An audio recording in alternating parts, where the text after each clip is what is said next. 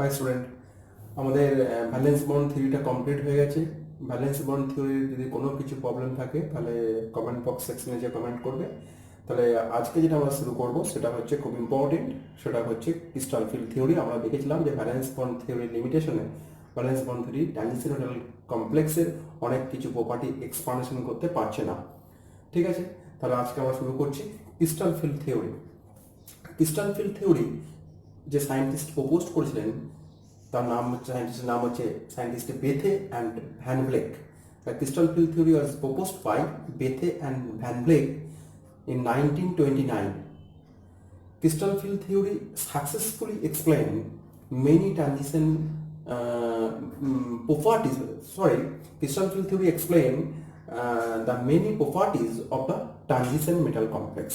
কি properties expansion করতে পারছে crystal field theory? First of all, this is the hydration enthalpy of the transition metal complex. Second is the oxidation state. This is the color of the transition metal complex.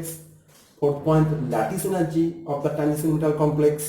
Next, magnetic behavior of the transition metal complex, and also the magnetic properties of the transition metal complex, and thermal stability of the transition metal complex, and so many properties of the transition metal complex can successfully explain by crystal field theory.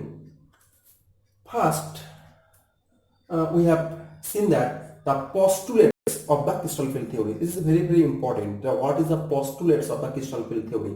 The first point, the metal ion is surrounded by ligand. তার মানে কি? তার মানে ব্যাপারটা হচ্ছে metal আয়নটা surrounded হয়ে থাকবে ligand, and ligand containing the lone pair electrons or negative charge. So the second point, ligand যদি আমি ধরে নিই লিগ্যান্ডটা যদি নেগেটিভ চার্জ থাকে, such for example Cn minus, Cl minus, Br minus, লিগ্যান্ডটাকে ট্রিটেড করবো আমরা কি point charge or negative point charge. Ligand can be treated, মানে নেগেটিভ লিগ্যান্ডগুলোকে আমরা কিভাবে ট্রিট করবো, মানে অ্যানায়নিক বেসিসগুলোকে, that means Cn minus, M minus, Cl minus, this ligand can be treated as negative point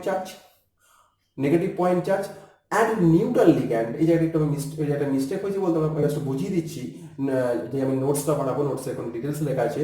and যেগুলো হচ্ছে neutral ligand for example ammonia, okay, H2, তাদেরকে আমরা কি বলবো নেগেটিভ ডাইপোল। সেই সমস্ত মানে নেগেটিভ লিগ্যান্ড, মানে নিউট্রাল লিগ্যান্ডগুলোকে আমরা কিভাবে ট্রিট করব নেগেটিভ ডাইপোল হিসাবে। whereas যেমন নেগেটিভ লিগ্যান্ড তাদের কিভাবে ট্রিট করবো দ্য পয়েন্ট চার্জ হিসাবে, নেগেটিভ পয়েন্ট চার্জ। আমি রিপিট করছি once again the second point, in crystal field theory the negative charge ligand, that means the anions can be considered as negative point charge, or the neutral ligand can be considered as negative dipole.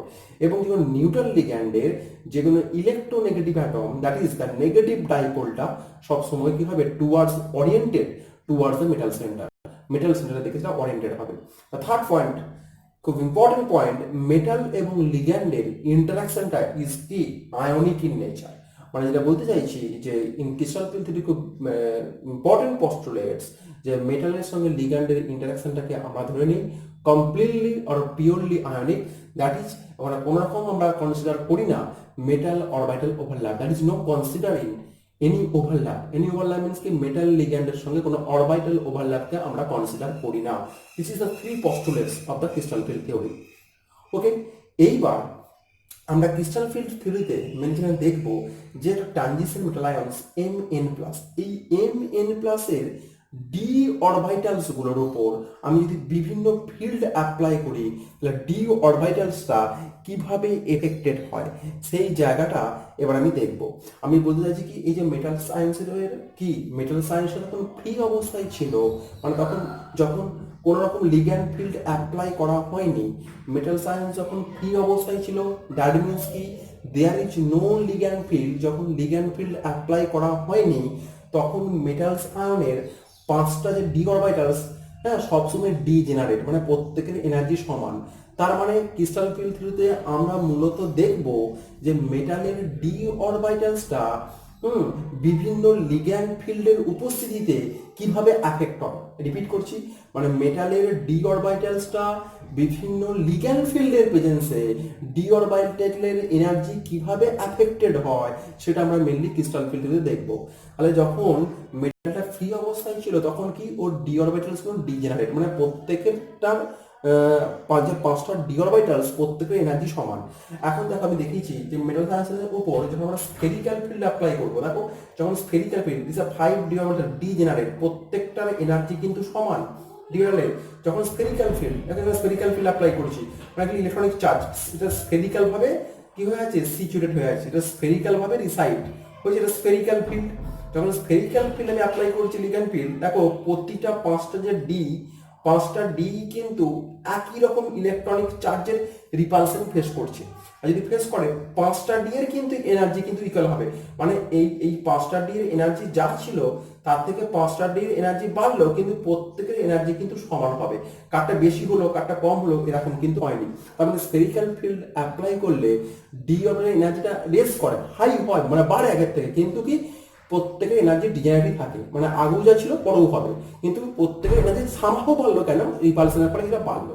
তুমি L6 অক্টাডাল ligand field তুমি যদি apply করো পাঁচটা D এর উপর, কিন্তু পরে আমি আসছি, তখন দেখবে দুটো ডি এর এনার্জি বেড়ে গেল, তিনটে ডি এনার্জি কমে গেল। তার মানে কি এনার্জিটাকে এখানে ডিজেনারেসি ব্রেকআপ করলো।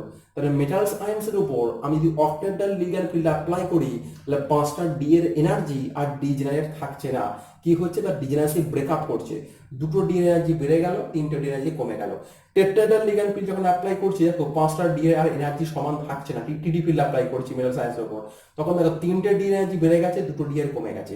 সিমিলারলি স্কোয়ার প্ল্যানার ফিল্ডে অ্যাপ্লাই করলে পাঁচটা ডি এনার্জি সমান থাকবে না, ডি অরবিটালের এনার্জি কি হবে, ডিজেনারেসি ব্রেকআপ করবে। Similarly square pyramidal field apply করলেও ডিজেনারেসি ব্রেকআপ করবে, ট্রায়াঙ্গুলার বাইপিরামিডাল ফিল্ড অ্যাপ্লাই করলে ডিজেনারেসি ব্রেকআপ করবে। তার মানে আমি যেটা মূলত আমার যেটা মেসেজ আমার এখানে দেওয়া, তার মানে এখানে আমি ক্রিস্টাল ফিল্ড থিওরিতে আমি মেনলি যেটা কনসিডার করব যে মেটালস আয়ন্সের উপর আমি বাইরে থেকে লিগ্যান্ড ফিল্ড অ্যাপ্লাই করব, মানে বাইরে থেকে লিগ্যান্ড ফিল্ড দিয়ে মেটালস আয়ন্সকে ডিস্টার্ব করব। আর কেন ডিস্টার্ব কথা বলছি, কেন মেটালস আয়ন্সের পাঁচটা ডি এর এনার্জি প্রথমে সমান ছিল in absence of ligand field. যখন আমি লিগ্যান্ড ফিল্ড অ্যাপ্লাই করছি, for example octahedral, tetrahedral, square plan, different ligand field apply করছি, তখন মেটাল আয়নের পাঁচটা ডি এর এনার্জি আর ডিজেনারেট থাকবে না, তখন কি হবে, ডিজেনারেসি ব্রেকআপ হবে।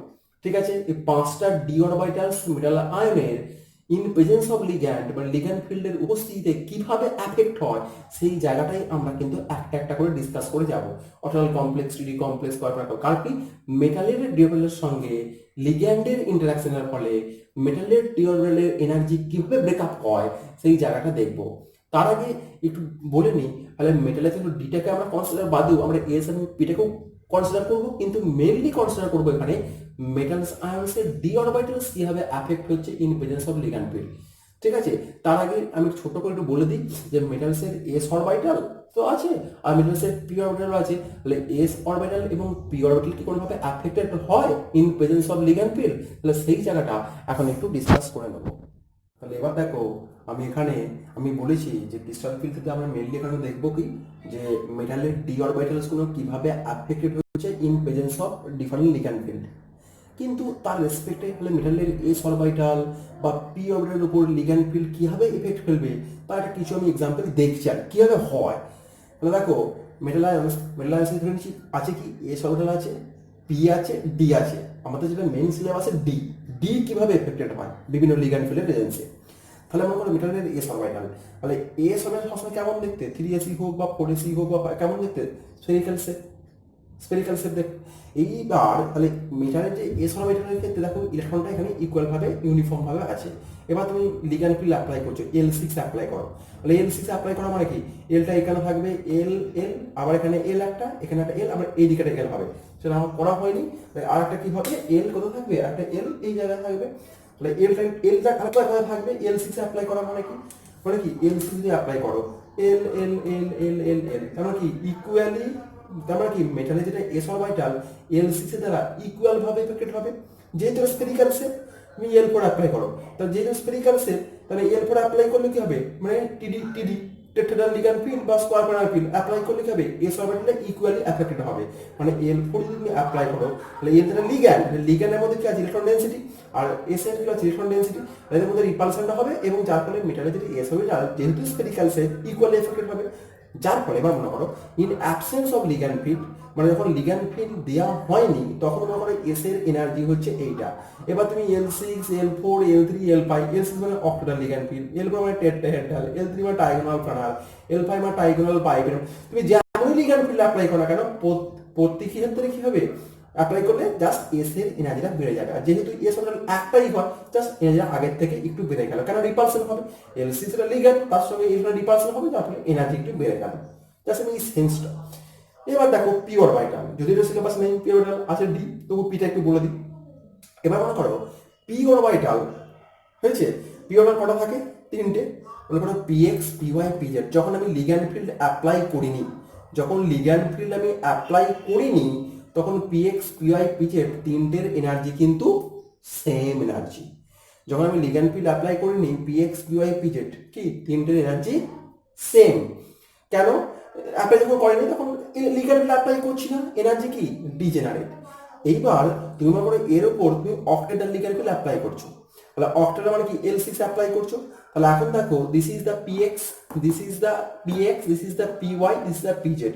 তাহলে L6 মানে অক্টেডাল লিগ্যান্ড ফিল্ড অ্যাপ্লাই করছো, তার মানে L6 অক্টেডাল ফিল্ড কোন দিকে আসবে, জেড অক্ষ বরাবর আসবে, ওয়াই অক্ষ বরাবর, এক্স অক্ষ বরাবর। তাহলে L3 থাকা মানে এখানে ওটা L থাকবে রেসপেক্টে, এর রেসপেক্টে L, এর রেসপেক্টে L, তাহলে L6। তাহলে অক্টেডাল যখন লিগ্যান্ড ফিল্ড তুমি অ্যাপ্লাই করছো দেখো পিএক্স এর সঙ্গে এল এর যা রিপালশন হবে, মানে রিপালশন কথা বলছি কেন, মানে পিএক্স এর মধ্যে ইলেকট্রন আছে আর এল এর মধ্যে কি ইলেকট্রন, এলটাও কি পিএক্স এর মধ্যে একটা ইলেকট্রন আছে আর এলটাও কি নেগেটিভলি একটা লিগ্যান্ড, এদের মধ্যে কি হবে রিপালশন হবে। তাহলে পিএক্স আর যে পরিমাণ রিপালশন ফেস করবে পিওয়াই টা লিগ্যান্ডের সঙ্গে সেম রিপালশন ফেস করবে, পিজেডটা সেম পরিমাণ লিগ্যান্ডের সঙ্গে রিপালশন ফেস করবে। তাহলে তিনটের এনার্জি কি হবে ইকুয়াল বাড়বে। তাহলে দেখো, তাহলে যখন আমি লিগ্যান্ড ফিল্ডটা অ্যাপ্লাই করিনি তখন তিনটে এনার্জি সমান ছিল, আর লিগ্যান্ড ফিল্ড L6 অ্যাপ্লাই করলে তিনটের এনার্জি কিন্তু ইকুয়ালি বেড়েছে। তাহলে প্রথম অবস্থায় ডিজেনারেট ছিল যখন লিগ্যান্ড ফিল্ড অ্যাপ্লাই করিনি, লিগ্যান্ড ফিল্ড যখন অ্যাপ্লাই করলাম তাহলে তিনটেরই কি হলো এনার্জি বাড়লো, কিন্তু তিনটের এনার্জি কিন্তু ইকুয়াল হয়ে গেল। মানে ঠিক আছে, কারো কম বেশি কিন্তু হলো না, তিনটেরই বেড়েছে কিন্তু কারণ রিপালশনটা আছে বলে ইন্টারাকশনটা করেছে তাই এনার্জি বেড়ে গেছে। ইন্টারেস্টিং, তুমি যখন এর উপর স্কয়ার প্ল্যানার ফিল্ড অ্যাপ্লাই করে ব্যাপারটা আরো ক্লিয়ার হবে। যখন তুমি স্কয়ার প্ল্যানার ফিল্ড অ্যাপ্লাই করবে তখন ভালো করে খেয়াল করে দেখো, স্কয়ার প্ল্যানার ফিল্ড যখন তুমি অ্যাপ্লাই করছো এই জায়গাটায় খুব interesting, square planar field apply করলে তার মানে যখন স্কয়ার প্ল্যানার ফিল্ড অ্যাপ্লাই করোনি তখন তিনটে পির এনার্জি কি ডিজেনারেট। এবার স্কয়ার প্ল্যানার ফিল্ড যখন অ্যাপ্লাই করছো তখন কি, তখন L4 অ্যাপ্লাই করছো মানে স্কয়ার প্ল্যানার ফিল্ড, তার মানে তখন এই এলটা আর এই এলটা থাকছে না, জেড অ্যাক্সিসের এটা থাকছে না, এই এল আর এই এলটা থাকছে না, ওকে। তখন কে থাকছে এইটা আর এইটা, আর তখন কে রিপালশনটা বেশি ফেস করছে, এক্স আর ওয়াই বেশি রিপালশন ফেস করছে। তাহলে তখন কি হবে পিএক্স আর পিওয়াই এর এনার্জিটা বেড়ে যাবে। L4 অ্যাপ্লাই করা মানে কি, স্কয়ার করা মানে কি এইটা থাকছে না, স্কয়ার করা মানে এই এলটা থাকছে না, থাকছে কোনটা এই এল চারটে এইটা স্কয়ার প্ল্যানার ফিল্ড। আর তখন কে বেশি রিপালশন ফেস করছে, পিএক্স এল এর সঙ্গে রিপালশন ফেস করছে, পিওয়াই এল এর সঙ্গে রিপালশন ফেস করছে। এর ফলে কি হচ্ছে দেখো পিএক্স আর পিওয়াই এনার্জিটা বেড়ে গেল, কারটা কমে গেল, পিজেড এর এনার্জিটা কমে গেছে। ঠিক আছে, তাহলে এইরকম সেন্স মানে যে অরবিটালটা লিগ্যান্ডের সঙ্গে রিপালশন ফেস করবে তার এনার্জিটা বেড়ে যাবে, যে কম রিপালশন ফেস করবে তার এনার্জিটা কমে যাবে। তাহলে এখানে স্টেবল কোনটা, এই রিপালশন ফেস করেনি আর এটা স্টেবিলিটি পেয়ে গেল, রিপালশন ফেস করছে এনার্জি বেড়ে গেছে তাই দেখো এটা ওপর দিকে চলে গেছে। ঠিক আছে, তাহলে আজকে আমরা এস আর পি অরবিটাল জানলাম। এর পরের দিন আমরা দেখব পরের ক্লাসে যে মেটালের যেটা আমাদের মেন আলোচ্য পড়াশোনার আসল জায়গা, সে মেটালের ডি অরবিটালসটা কিভাবে বিভিন্ন লিগ্যান্ড ফিল্ডের উপস্থিতিতে কিভাবে অ্যাফেক্টেড হয়, ঠিক এই কনসেপ্টে। ঠিক আছে, একই রকম ভাবে সেটা পরের ক্লাসে ডিসকাস করবো। আজকে আমাদের এইটুকু থাকুক।